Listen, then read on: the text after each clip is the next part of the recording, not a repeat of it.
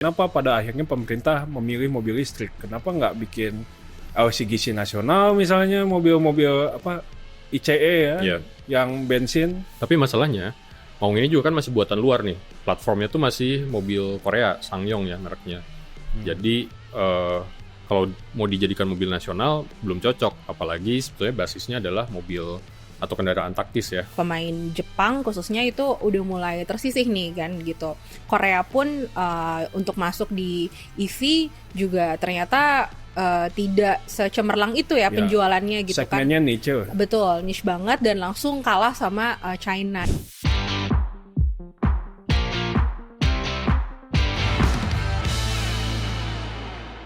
Halo, balik lagi dijelasin dong bareng gue Goida Rahma. Gua Mamang Cesar. Gua Praga Utama. Buat kalian yang mau baca tulisan-tulisan jurnalis Tempo, kalian bisa klik link yang ada di deskripsi. Jangan baca dan sebarkan konten bajakan ya, karena di situ ada hak ciptanya. Dan untuk mendukung jurnalisme berkualitas, gue semua bisa berlangganan Tempo Plus. Nah, hari ini kita mau jelasin soal apa nih, Gak? Ya, kayaknya yang lagi rame ini soal mobil listrik lagi ya. Oh iya, soalnya kemarin itu Menteri Koordinator Bidang Perekonomian Erlangga Hartarto baru aja meresmikan pabrik salah satu produsen mobil listrik ya, VinFast ya. Dari Vietnam. Nah, dan di situ dibilang kalau mulai tahun depan insentif untuk mobil listrik itu bakal ditiadakan gitu, karena katanya mau fokus di program mobil listrik nasional. Tuh, kemarin Erlangga saat sambutan ya, dia bilang anggaran buat insentif mobil listrik yang selama ini diberikan sejak era pemerintahan Jokowi itu nanti akan dialihkan ke program pengembangan mobil listrik gitu. Nah ini ceritanya menarik sebetulnya. Tapi itu memang si insentif ini kan selama ini hanya 2 merek ya yang merasakan ya, yang menikmati. Salah satunya yang pabriknya baru di groundbreaking itu, VinFast. Oke. Nah, satu lagi adalah raja atau pangsa pasar terbesar di market EV Indonesia, BYD. Jadi dua ini, BYD sama VinFast yang menikmati lah gitu. Kenapa tuh menikmati? Karena selama ini memang 2 merek ini yang masih mengekspor CBU atau ya mobil jadi langsung dikirim ke Indonesia gitu. Sementara merek-merek lain yang udah banyak banget itu sudah merakit di Indonesia gitu. Nah, apalagi kan sejak Oktober lalu ini beberapa kementerian, terutama Kementerian Perindustrian ya, udah bilang kalau mau bikin proyek strategis nasional untuk pengembangan mobil listrik nih. Bahkan waktu itu Kementerian Perindustrian sudah bikin kesepahaman lah sama Himpunan Kawasan Industri dan Pindad untuk menyediakan lahan untuk pembangunan ekosistem perakitan mobil listrik ya di Subang, Jawa Barat. Yang rencananya akan mulai berproduksi pada 2027 dan akan mulai dijual pada 2028. Pindad yang main enggak? Nah ini ada beberapa versi memang. Jadi ceritanya tuh macam-macam ya soal proyek mobil listrik nasional yang sebetulnya belum jelas gitu. Meskipun pemerintah sudah bilang akan jadi proyek strategis nasional, tapi sebetulnya ada perusahaan terafiliasi Kementerian Pertahanan, PT Teknologi Militer Indonesia, yang juga di situ dia terlibat dalam perancangan mobil listrik nasional. Bahkan dia sudah bikin prototipe yang dipamerkan di Gaikindo Indonesia International Auto Show ya, GIAS tahun ini. Nah di situ dia udah bikin perwarupanya atau prototipenya yang bahkan katanya udah banyak yang minat nih gitu. Tapi ceritanya itu kayaknya nanti deh. Kita bahas dulu soal kondisi market mobil listrik. Cesar punya ceritanya nih kayaknya. Ya, kalau bicara perkembangan pasar mobil listrik di Indonesia ini sebenarnya setiap tahun selalu naik ya. Jadi kuenya itu semakin lama semakin besar. Nah, apalagi kalau jumlah penjualan itu dibandingkan dengan penjualan otomotif secara umum yang sekarang lagi agak mangkrut pasarnya gitu ya. Sehingga ini nilainya semakin besar gitu. Nah, kalau kita lihat, memang penjualan otomotif di Indonesia ini awalnya kan ditargetkan bisa kembali tembus di 1 juta unit ya per tahun ya. Tapi kan di tahun ini ternyata sampai November itu penjualan itu masih sekitar 710 ribu unit. Itu datanya Gaikindo. Dan kalaupun nanti disusul di Desember mungkin maksimal itu di 800 ribuan gitu ya. Sehingga ini masih jauh dari target untuk bisa sejutaan. Nah, yang jadi concern-nya adalah ternyata pemainnya ini relatif berubah. Ketika kita lihat mobil listrik yang 5 tahun lalu mungkin porsinya sangat kecil, ini ternyata terus naik nih jumlahnya. Bahkan udah tembus 10%, bahkan hampir 11% sekarang gitu. Dari total market share mobil nasional ya? Betul. Oke. Gitu. Artinya ini dia semakin banyak yang beli mobil listrik, dan ketika gua tanya, memang sebagian orang itu mulanya membeli mobil listrik itu untuk mobil kedua atau mobil ketiga gitu ya, secondary car. Tapi sekarang ternyata nggak sedikit loh yang akhirnya beli mobil pertamanya itu mobil listrik. Apalagi setelah hitsnya beberapa mobil yang harganya ternyata di bawah di bawah 300 juta lah itu. Kan awal-awalnya mobil listrik kalau lu pada ingat kan datang dengan harga yang bombastis. Betul. Kita ingat Ioniq ya misalnya, waktu awal-awal itu langsung cukup tinggi harganya, 700, 800, sehingga di awal-awal itu mobil listrik itu identik dengan harga yang mahal. Ketika ada pun yang harganya relatif murah atau relatif terjangkau, itu REV, Wuling ya. Betul. Dan REV ini cuman untuk, meskipun ini banyak yang beli ya, untuk banyak keluarga itu ngelihat ini masih kecil gitu ya. Mungkin jadinya second car gitu, bukan mobil utama. Nah, belakangan nih di tahun ini ya muncul tuh harga-harga mobil-mobil baru dengan harga-harga yang ternyata di kisaran 300-an. Dan itu bisa bersaing dengan LCGC sekarang. LCGC ini mobil bensin yang low cost green car ya. Akhirnya banyak juga nih yang membeli mobil murah ini, dan ya bisa ditebak siapa yang paling banyak dibeli, BYD atau satu ya. Ini yang belum lama ini baru diluncurkan waktu Gias juga. Ketika Gias juga. Dan ini ternyata ketika kita lihat datanya itu dia udah paling tinggi tuh penjualannya. Karena ya itu dia harganya di bawah 200 juta, tapi secara fitur ya dia bisa bersaing sama mobil-mobil 300 jutaan. Ya, kapasitasnya ini ya mirip dengan Honda Brio lah ya, atau Kia gitu ya. Dan pilihannya juga sebenarnya bukan hanya atau satu itu bukan satu-satunya, banyak pilihan lain di segmen electric vehicle ini. Mereka ini beradu fitur dan juga beradu harga gitu. Sehingga harga itu sekarang dari yang tadi entry level sampai yang mewah sekalipun dia udah ada. Oke, jadi di sini kita memang melihat pasar dari mobil listrik ini naik terus, dan kalau dilihat data Gaikindo sebenarnya stuck ya, kan dia pasti di range 700 sampai 1 juta, berarti ini lebih ke shifting ya dari mobil yang konvensional kepada mobil listrik gitu ya. Ya, ada shifting. Betul. Nah, ini berarti di sini pemerintah ingin memanfaatkan peluang gitu ya, dengan kayak lagi merekahnya nih pasar mobil listrik, sehingga ikut-ikutan gitu ya untuk masuk ke tadi proyek mobil listrik nasional. Nah, ini ujuk-ujuk atau udah ada cerita sebelumnya? Jadi sebetulnya gagasan bikin mobil listrik nasional ini udah lama ya, dari 2024 gitu ya.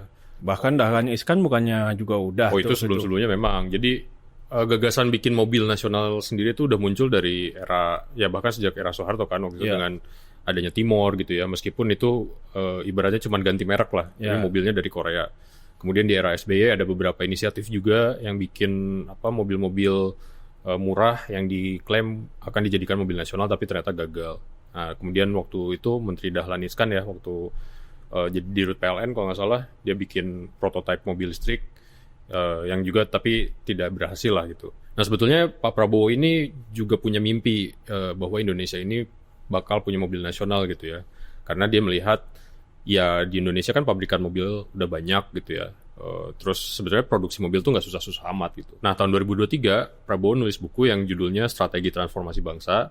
Di salah satu babnya dia nulis, ini kan Indonesia penjualan mobil tahunannya ya rata-rata 1 juta unit lah ya, tadi naik turun, tapi dia pikir kalau misalnya dari jumlah itu 10%-nya saja bisa dikuasai oleh negara melalui produk mobil nasional, tentu kita bakal dapat devisa atau pendapatan yang cukup besar, karena dia menghitung gitu ya, dari penjualan 1 juta unit itu yang masuk ke pemerintah kecil sekali, karena keuntungannya semua ke produsen di luar negeri gitu ya, karena brand-brand yang produksi di Indonesia tuh kebanyakan masih buatan luar gitu kan, merek luar gitu ya. Nah, kemudian Prabowo di situ bilang saatnya Indonesia memiliki mobil nasional sendiri. Nah, betul tadi, jadi ketika tren mobil listrik ini mulai meningkat, dan pemerintah juga sejak beberapa tahun lalu sudah menjalankan proyek penghiliran nikel ya. Muncullah gagasan untuk menjadikan industri nikel ini dan kemudian nanti disusul oleh baterai yang ujungnya menjadi mobil listrik gitu. Nah, di tahun 2024 waktu itu masa kampanye pemilu lah ya. Prabowo bertemu dengan beberapa pendukungnya. Salah satunya adalah orang-orang yang menjabat di perusahaan di bawah Kementerian Pertahanan, namanya PT Teknologi Militer Indonesia. TMI ya. TMI. Sebenarnya ini perusahaan buat penyediaan alutsista gitulah, alat-alat militer gitu ya. Importir gitu gak? Importir. Cuman waktu itu diskusi bersama direksi PT TMI ini dan muncullah gagasan ayo kita bikin mobil listrik nasional. Jadi sejak 2024 sudah digagas, kemudian PT TMI ini bersama ya timnya lah ya, mereka membuat prototipenya, bahkan mengirim desainernya ke Italia untuk belajar desain mobil, yang akhirnya pada 2025 waktu Agustus itu di Gias dipamerkanlah si prototipenya. Meskipun masih berupa model tanah liat ya, belum ada mesin, belum ada ininya. Udah lihat tuh. Udah ada ininya. Nah, di sana katanya sih animonya besar gitu, banyak yang pengen pesen gitu. Tapi ya belum produksi. Dari dulu memang selalu diklaim mobil nasional itu banyak yang pesan. Kalau ingat tuh. Nah, tapi kan soal Pindad ini kan juga terlibat gak? Kan kita juga dengar ada namanya Maung ya. Dan ini bahkan Prabowo sendiri bilang akan dijadikan mobil dinas buat pejabat gitu. Prabowo juga udah make kan. Nah, ini gimana tuh? Nah, ya ini kan jadi setelah Oktober waktu itu Kementerian Perindustrian bilang akan dijadikan proyek strategis nasional dan bikin kesepakatan dengan Pindad untuk penyediaan lahan pabriknya gitu ya. Mereka mulai merancang untuk produksi Maung buatan Pindad ini dijadikan mobil nasional. Tapi masalahnya Maung ini juga kan masih buatan luar nih. Platformnya tuh masih mobil Korea, SsangYong ya mereknya. Jadi kalau mau dijadikan mobil nasional belum cocok, apalagi sebetulnya basisnya adalah mobil atau kendaraan taktis ya untuk kebutuhan militer. Ya. Jadi kalau mobil nasional kan kita bicara yang memang dipakai untuk masyarakat gitu. Ya. Nah ini rasanya belum cocok nih kalau Maung, jadi Iya sih. harus mengembangkan mobil baru. Ya, masa jemput anak gue pakai Maung gitu ya? Gak apa-apa, keren juga sih muncul di atas gitu-gitu. Kemudian opsi yang berikutnya dari si PT TMI ini, dia merancang konsep mobil namanya I2C, Indonesia Indigenous Car. Jadi mobil asli Indonesia lah. Nah konsepnya itu kalau mungkin disamakan ya dengan mobil-mobil yang ada sekarang tuh, dia pengennya nyamain kayak Fortuner atau Pajero gitulah. Oh, modelnya berarti apa 5-seater gitu, apa 7-seater? Ya 7-seater sebetulnya, tapi modelnya SUV. Oh, SUV ya. Vehicle gitu ya, yang gede lah. Karena kemarin habis ngobrol sama direktur utama PT TMI, dia bilang ya ini kan nanti mobilnya mau dipakai juga buat mobil dinas gitu ya, oleh pejabat, oleh menteri. Jadi mobilnya harus agak gagah lah gitu. Jadi memang nanti dia pengen menyasar segmen orang-orang yang senang mobil-mobil seperti itulah. Ini agak unik ya, karena kalau kita ngobrol kemarin kan gue denger sendiri pasar yang sebenarnya banyak diminati itu ya mobil keluarga sebenarnya sekarang. Ya masyarakat itu kan banyaknya sebenarnya butuhnya ya mobil-mobil yang biasa untuk jemput anak gitu untuk kan. Mudik mang, untuk mudik gitu ya, dan 7-seater itu sekarang masih mendominasi tuh gak. Kalau gue ngobrol dari banyak penjual mobil itu, dari 100% penjual mobil mungkin 70%-nya itu semuanya nyari yang di bawah 300 juta, dan dari yang terkelompok itu model yang paling banyak dicari itu ya 7-seater. Iya betul. Jadi kemarin orang TMI juga bilang ya, direktur utamanya, bahwa memang konsepnya ini nanti untuk 7 penumpang gitu ya. Tapi memang modelnya agak besar. Bulky ya. Nanti dia dijualnya di bawah 300 juta supaya terjangkau gitu. Dan memang peruntukannya awal-awal nanti memang untuk kebutuhan pemerintah dulu gitu.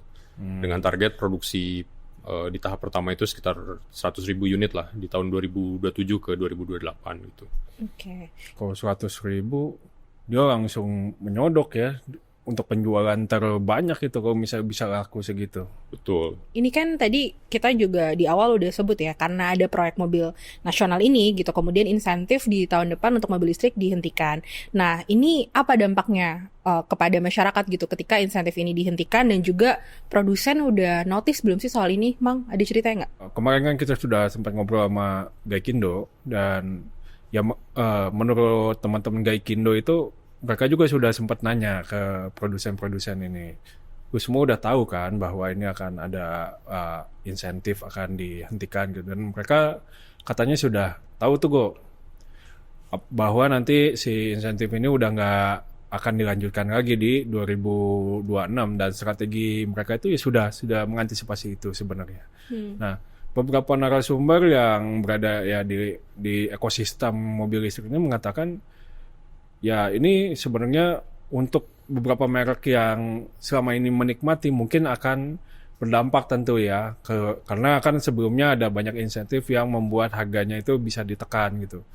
Nah, beberapa pengamat itu bilang ini bisa aja membuat harga jadi sedikit naik gitu ya, mungkin maksimal 10%, tapi beberapa narasumber gue juga bilang bahwa bisa saja itu akan diserap oleh perusahaan itu sendiri gitu ya. Jadi mereka tidak memilih untuk tidak menaikkan harga. Ya, ancar-ancarnya begitu, tapi kan kepastiannya tentu menunggu peraturannya sudah keluar dan bagaimana nanti respon pasar di tahun depan. Karena kan kita tahu kalau di Indonesia itu lo jual apapun juga sensitif terhadap harga gitu. Jadi ketika ada kenaikan harga sedikit pun itu pasti akan memengaruhi penjualan. Makanya kemarin ketika muncul mobil yang EV dengan harga di bawah 200 juta, di bawah dikit gitu ya, itu langsung laris gitu kan. Betul. Oke. Karena itulah memang karakteristik ya pasar Indonesia. Ini kan tadi kita ngomongin Indonesia mau bikin sendiri gitu ya. Tapi kita juga lihat sebenarnya di sini pemain Jepang khususnya itu udah mulai tersisih nih kan gitu. Korea pun untuk masuk di EV juga ternyata tidak secemerlang itu ya penjualannya gitu kan. Segmennya niche. Betul, niche banget dan langsung kalah sama China. Ini sebenarnya apa sih keunggulan China ini? Mungkin juga bisa jadi masukan ya gitu untuk proyek mobil nasional. Apa sih sebenarnya preferensi masyarakat ketika pilih mobil khususnya mobil listrik, Mang? Yes. Jadi lagi-lagi kita dari ngobrol dengan para pelaku pasar, termasuk terutama Gaikindo, gue nanya sebenarnya tuh kalau masyarakat Indonesia apa sih yang dicari gitu kan untuk membeli mobil. Nah lagi-lagi dan juga beberapa pengamat brand gitu ya, lagi-lagi yang nomor satu itu harga.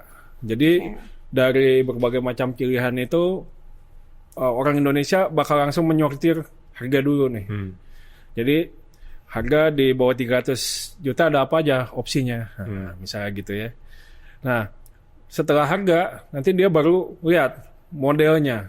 Dan memang menurut beberapa narasumber yang lagi hits ya city car. Okay. Terutama yang mobil keluarga. Itu yang lagi laku tuh sekarang. Nah, dan yang jadi unggulannya mobil Cina ini adalah dia tuh royal terhadap fitur-fitur yang diberikan untuk mobil EV mereka. Kalau lu bandingin dengan harga yang sama mobil EV dengan mobil konvensional ICE ya, yang banyaknya pabrikannya dari Jepang. Nah ini fiturnya itu emang lain, nggak fitur mobil-mobil EV ini biasanya di harga yang sama jauh lebih canggih. Apalagi kalau bicara ekosistem, memang bensin juga ekosistemnya udah mateng di Jepang. Tapi Cina ini meskipun industrinya jauh lebih muda, tapi dengan volume yang sebegitu besar dan pemerintahnya juga sangat support terhadap industrialisasi, akhirnya dia bisa ya secara harga itu ditekan gitu. Karena kita nggak cuma bicara otomotif, di semua teknologi Cina juga harganya bisa ditekan, HP gitu ya. Belum lagi kalau kita bicara dengan tekstil itu kan bisa ditekan gitu. Itu karena volumenya memang besar produksinya itu dalam setahun, sehingga ketika dijual murah. Dan ada satu fenomena lagi. Ini hasil gua ngobrol juga dengan teman-teman Cerios. Nah, dia ngasih tahu, Sar, ini ada tren yang sebenarnya menarik untuk disoroti, yaitu involution di Cina. Saking lagi boomingnya EV di Cina, akhirnya merek itu banyak banget yang masuk ke Indonesia, mungkin udah puluhan tuh. Di situ udah tembus 100. 200 merek. Di China itu ada 200 EV, yang masuk Indonesia hampir 30 nah, mereknya. 200 itu membuat persaingan itu sangat ketat di sana. mereka akhirnya beradu mode, beradu harga gitu kan, banting-bantingan harga. Bahkan sekarang itu ya mungkin arahnya akan ke konsolidasi gitu ya. Nah, di Indonesia memang belum sampai ke sana, tapi ini akan mempengaruhi juga dong. Dan bicara soal model, memang model Cina ini, ya karena tadi kan gue bilang, dengan persaingan yang ketat gitu kan ya, dan arahnya konsolidasi segala macam, mereka harus menyajikan ya satu model yang diterima oleh pasar.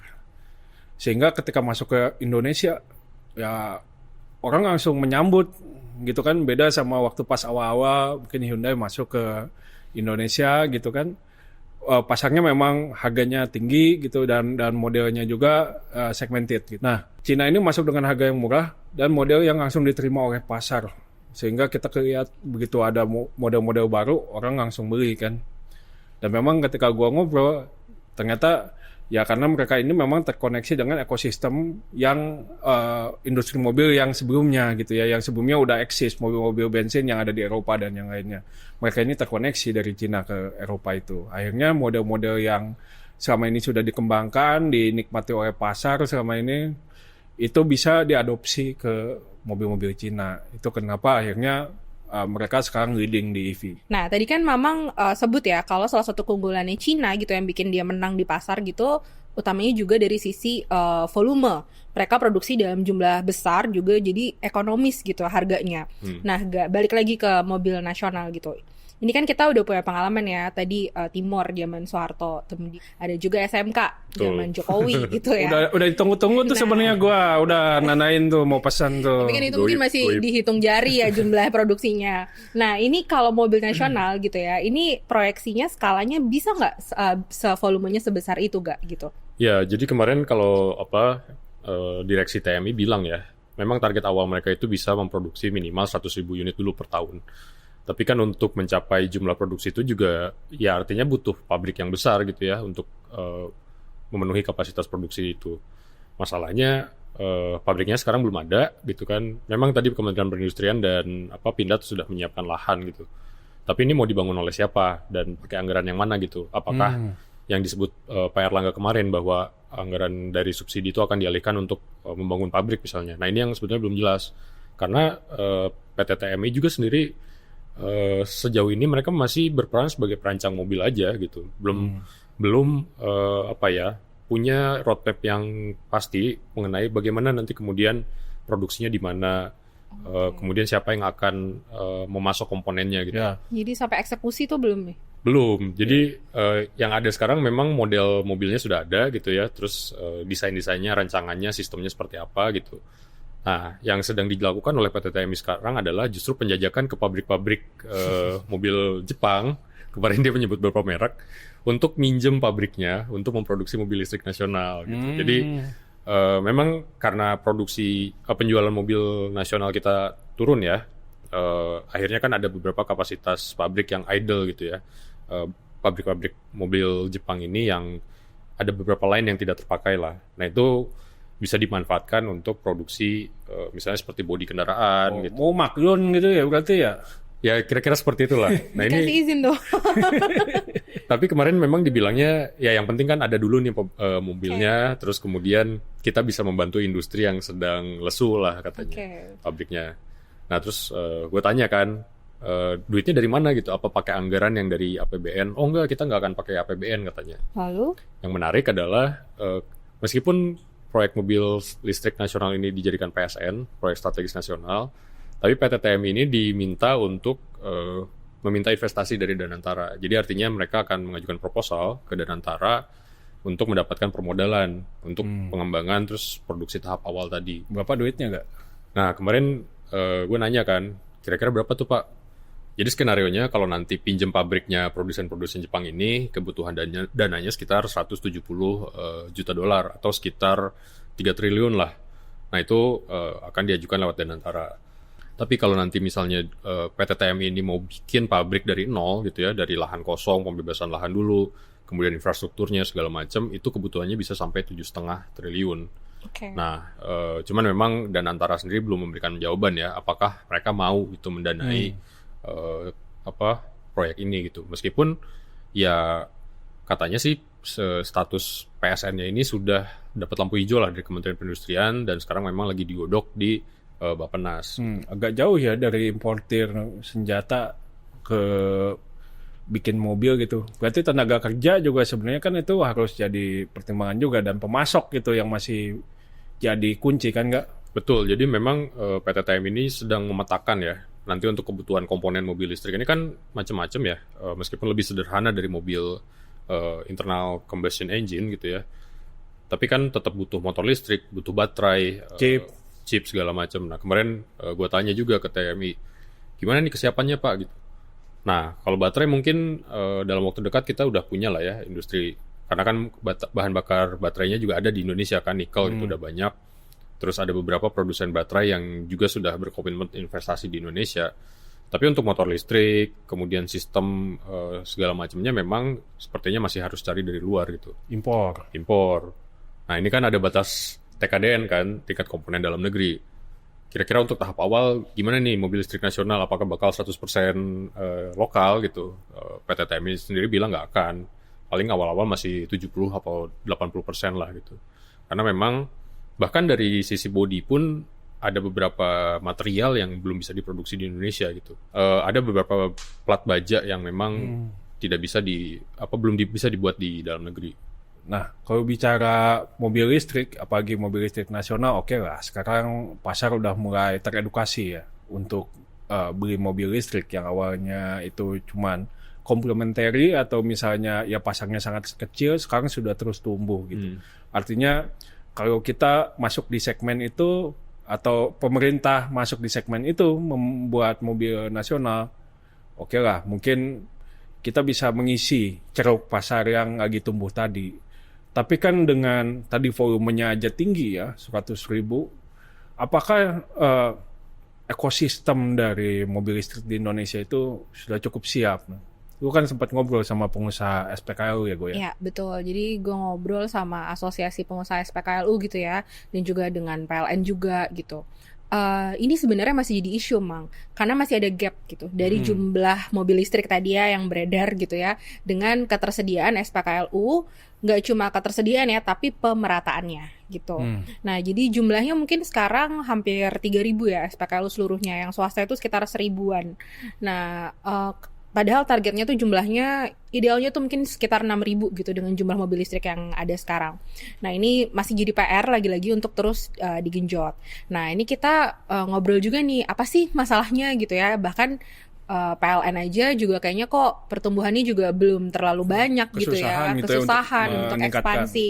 Ternyata nomor satu itu persoalannya adalah soal lahan. Jadi sebenarnya kan mereka itu tidak membutuhkan lahan yang terlalu besar atau gimana ya, tapi dealing dengan pemilik lokasi gitu ya, atau tenan gitu, itu ternyata jadi isu tersendiri tuh. Nah, kenapa kalau kita ngobrol juga nih dengan pelaku usaha, salah satunya adalah soal regulasi yang belum terintegrasi untuk mobil listrik atau ekosistem mobil listrik. Jadi ini tuh belum dimasukkan sebagai fasilitas yang wajib ada gitu ya. Kayak ibaratnya kalau nyontohin, kalau misalnya untuk safety itu APAR itu harus ada di setiap gedung. Nah semacam itu. Kayak charging station itu harus ada di gedung atau fasilitas umum, itu tuh belum ada aturan atau regulasi yang jelas gitu, menjadikan ini sebagai nilai wajib gitu ya, ada di properti gitu misalnya. Nah sehingga pendekatan yang dilakukan oleh pengusaha SPKLU gitu ya, itu skemanya masih bisnis to bisnis gitu. Kayak mau ngajukan ke mall atau ke apartemen, ini saya mau pasang ini gitu. Nah tentu saja pengennya kan kalau kita ngobrol ya, tentunya pemilik properti kan memberikan harga sewa ya setinggi-tingginya gitu ya misalnya. Nah ini masih jadi momok lah ya gitu, karena tadi belum ada sebuah regulasi yang bisa menjadi payung hukum ini, menjadikan sesuatu yang harusnya persyaratan wajib gitu, karena ternyata di negara-negara lain itu udah jadi syarat wajib gitu. Nah itu yang menjadi kesulitan ya. Nah kemudian yang kedua itu juga soal tarif gitu ya. Jadi itu sebenarnya udah diatur tarif untuk kita misalnya Ceiling mengenakan atasnya ya? Iya, batas atas ya untuk dihitungnya tuh pakai KWH. Nah, jadi itu sekitar 2.400-an itu batas atasnya, dan ada nilai jual PLN-nya juga berapa gitu ya, dipasok berapa. Nah, nanti tinggal dimainkan dari margin ini gitu. Nah, tapi juga ternyata kita bicara nih sama asosiasi SPKLU yang legal gitu ya kita nyebutnya, banyak juga yang bermain secara ilegal nih. Oh, iya? Jadi mereka modusnya gitu ya, itu adalah parkir berfasilitas Oh, gitu ya. oke. Jadi mereka mengenakan itu pakai jam-jaman. Jadi bayarnya bayar parkir Betul, seolah-olah. mereka bayar parkir. Padahal nyewa colokan juga. Iya, nah itu tentunya dapat marginnya lebih besar, dan itu lebih menarik buat tadi properti yang tadi disewain itu lebih milih pakai yang seperti itu. Padahal harusnya skemanya nggak boleh kayak gitu. Skemanya itu harus pakai per KWH, kayak kita beli token lah. Ya. Gitu. Nah, ini juga buat literasi ya gitu, buat masyarakat gitu ya. Kalau ternyata ketentuan itu mengaturnya pembelian per KWH, bukan per jam. Nah, semacam itu. Dan belum ada penertibannya berarti ya gue ya? Betul, jadi sekarang tuh masih abu-abu nih, belum ada yang terlihat legal-ilegal ini, dan penertibannya betul belum ada juga. Nah, kemudian yang jadi isu juga soal kecepatan charging. Ya. Nah, ini kan kalau kita isi SPBU tuh kan cepet ya, 5 menit gitu ya kelar. Nah, kalau ini tuh kalau kita pakainya masih slow charging itu bisa berjam-jam, gak mang gitu. Nah, didorongnya adalah tentunya ke fast charging. Fast charging ini sekitar 30 sampai 40 menit. Tapi lagi-lagi challenge-nya adalah investasinya besar gitu ya, mahal gitu, lebih mahal soal fast charging ini. Nah, gitu. Jadi ini yang masih menjadi isu gitu ya. Dan di satu sisi insentif itu belum juga masuk ke pengusaha-pengusaha SPKLU ini gitu untuk ekosistem gitu. Kemarin itu kan karena masih ke EV-nya ya gue ya? Betul, jadi fokusnya masih ke produk EV-nya, belum ke ekosistemnya. Nah, ini juga masih jadi tantangan gitu ya, yang harus dipikirkan bersama khususnya dari pemerintah gitu ya, kalau ingin membuat mobil listrik nasional juga kemudian nantinya gitu. Gue jadi kepikiran sebenarnya gak? Kalau kita mengembangkannya mobil listrik nasional, ini kan masih ada tantangan itu. Kenapa pada akhirnya pemerintah memilih mobil listrik? Kenapa nggak bikin LCGC nasional misalnya, mobil-mobil apa ICE ya, yang bensin? Nah, kemarin juga gue sempat nanya ke orang-orang TMI ya, kok konsepnya akhirnya ditentukan mobil listrik gitu. Ya jawabannya karena memang kita punya bahan bakunya lah ya, berlimpah gitu, nikel gitu. Meskipun di sisi lain di luar negeri tuh teknologi baterai nikel udah macam-macam, gak cuma nikel gitu. Tapi gue tanya lagi, tapi kan sebetulnya kebutuhan kendaraan itu tidak hanya untuk masyarakat urban di perkotaan. Artinya kalau kita lihat tadi data market ya, penjualan mobil listrik itu kan masih kebanyakan mobil penumpang. Ada sebetulnya satu produsen yang menyediakan mobil listrik komersial, pick up gitu ya, buat bawa barang. Tapi penjualannya masih rendah, karena kan kalau komersial itu dia butuh durabilitas gitu ya, jarak tempuh, terus kapasitas. Sementara mobil listrik yang ada sekarang mungkin belum banyak yang bisa menyediakan kemampuan itu. Masih city car lah ya. Betul, kemarin gue tanya, kenapa nggak fokus dulu aja ke komersial gitu mobil listriknya, untuk misalnya kebutuhan perkebunan, kebutuhan UMKM gitu ya. Nah jawabannya adalah karena tadi prioritasnya adalah untuk mobil dinas dulu. jadi memang mobil ini dirancang untuk pejabat dulu nih gitu, baru dijual ke masyarakat.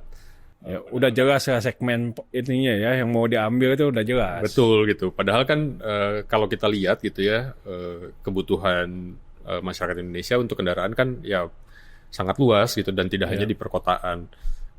Dan kenapa ditanya mobil listrik ya, karena memang tadi ingin membangun ekosistem agar industri kendaraan listrik di Indonesia ini bertumbuh lah katanya, seperti itu. Jadi ini pejabat sentris nih preferensinya, bukan konsumen sentris. Padahal secara kue ini masih bisa bertumbuh terus ini kok. Kalau gue ngobrol sama Gaikindo itu di Indonesia ini rasionya itu masih 99 mobil per 1.000 orang. Betul, Mas Irna. Padahal itu di luar negeri itu udah di atas 100 ya gue ya. Dan sehingga kue inilah yang sebenarnya masih bisa ditingkatkan kalau kita mau menggenjot ya industri, karena lagi-lagi kalau kita bicara industri otomotif, kita bukan cuma bicara penjualan mobil, kita bicara ekosistem, kita bicara ya penghiliran yang padat karya seharusnya, selain ya tekstil dan yang selama ini selalu jadi penopang padat karya kita, ya otomotif jadi pilihan gitu ya. Nah tapi kalau misalnya kayak gini nih, pasarnya tidak secara serius petakan dan ya dia tidak melakukan perencanaan dengan matang, tentu ini akan lagi-lagi mengulang kesalahan yang sama yang ada di tahun-tahun sebelumnya di pemerintahan rezim sebelumnya gitu. Betul. Jadi memang kemarin gue tanya juga ya soal konsep mobil Indonesian Indigenous Car ini sebetulnya apa sih gitu ya. Selain mungkin dari hanya desain dan filosofisnya gitu ya. Tapi apakah ini akan benar-benar menjawab kebutuhan masyarakat mengenai mobilitas gitu ya. Karena kan balik lagi tadi bahwa pengguna kendaraan itu tidak hanya masyarakat perkotaan, tapi di daerah juga banyak gitu. Cuman memang kemarin mereka mengakui belum ada riset pasar yang detail lah mengenai itu. Jadi balik lagi bahwa ini masih sebatas prototipe gitu, cita-cita yang mengawang-awang. Dan ini mungkin nyambung ya dengan sikap Tempo gitu yang tadi kita bahas di rapat opini, bahwa konsep mobil nasional ini memang sejak era Orde Baru ini salah kaprah gitu. Mikirnya hanya Indonesia punya produk yang bisa dijual, dipasarkan ke masyarakat dan bisa merajai pasar lah dengan jumlah penduduk yang banyak gitu. Tapi sebetulnya esensi dari kepemilikan sebuah produk nasional, ya dalam hal ini adalah mobil nasional, kan adalah ekosistemnya gitu ya. Oke lah, Indonesia sekarang mungkin secara ekosistem industri nikel kemudian baterai sudah mengarah ke sana, ada penghiliran gitu. Tapi apakah konsepnya sudah dipikirkan secara matang? Bagaimana kemudian nanti industri-industri mobil juga muncul gitu di Indonesia, tidak hanya dalam bentuk perakitan gitu ya, tapi benar-benar Indonesia menjadi basis produksi mobil listrik gitu. Oke, cukup ya kita bahas mobil listrik nasional ya. Saksikan terus Jelasin Dong di YouTube Tempo.co dan Spotify. Sampai jumpa.